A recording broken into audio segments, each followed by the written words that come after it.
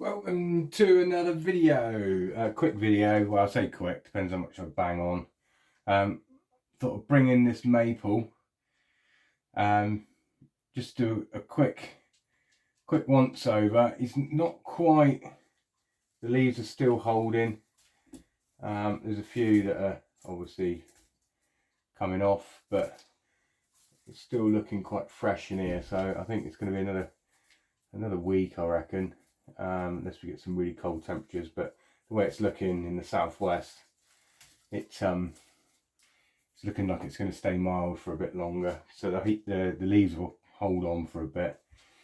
Oh yeah, I thought I'd have a quick chat because I think this is a really good example of a subject that's talked about, and that's localization for plants.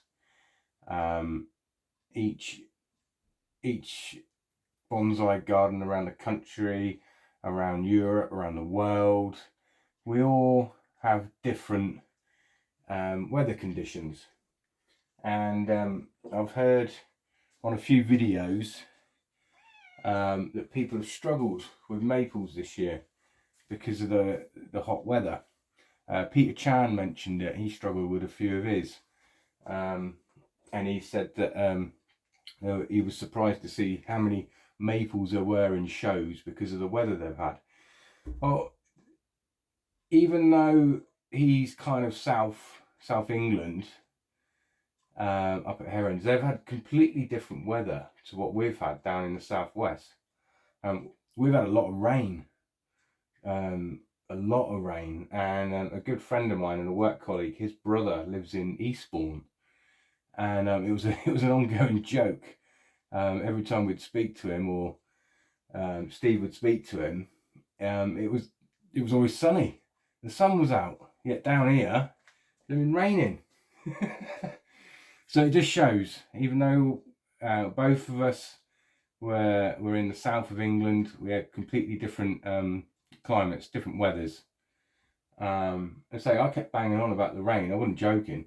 We've had loads and loads. We've had days and days, weeks and weeks of rain.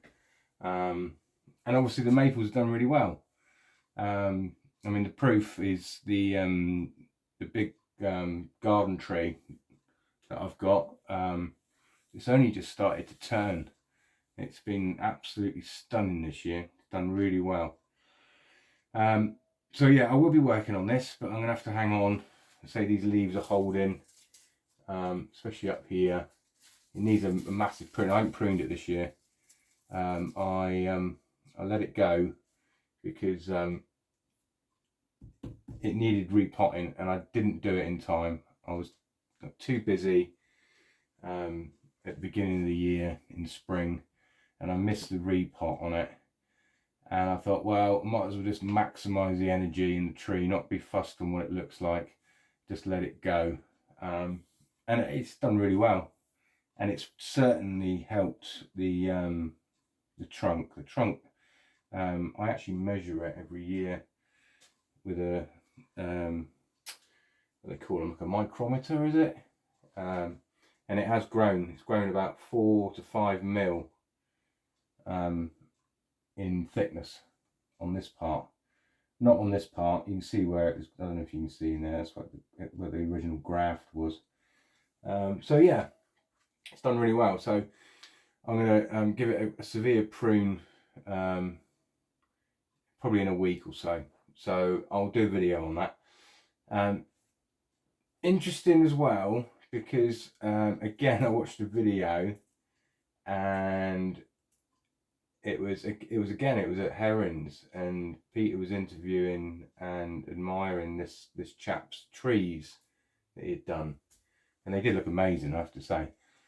And he mentioned about coastal conditions, salty air, and this tree, actually, this is how I ended up with this particular tree. It was a garden tree in the South Hams, right on the coast, Bigbury on Sands it was, if anybody's been there. Beautiful place. but no good for maples because it was right on top of this cliff and it was just getting hounded by the winds off the English Channel and really salty air. And it turned out the customer, this was the second one she had. The first one died because of that reason, and the gardener, whether you can look into this, but the gardener said that it was getting diseased. So, and the original prices were on these trees as well, or on this tree. I mean, it was about, I think it was about 10 to 12 foot tall when I got it, but it was in terrible state. And anyway, yeah, the gardener said it was getting diseased, which it blatantly wasn't. It was down to the fact that it was in the wrong environment. So I bought this off of her, and at the time, a lot of my work colleagues, because I was at work at the time, a lot of friends said I was mad because I paid 100 quid for it. For a dead tree, everybody said, paid 100 quid for a dead tree. But I knew what the problem was, and got it home, and I flushed the roots. And I always remember that day because I had it out on the lawn, and I hosed all the roots off on the lawn, and the smell, it smelt of seaweed, it smelt of the beach, it smelt of the coast, and you just knew it was just taking in salty air, salty water into the plant. And yeah, that's what was basically killing them. Anyway, I brought it back to health. I think I had it in a big truck for 3 years, bringing it back to health.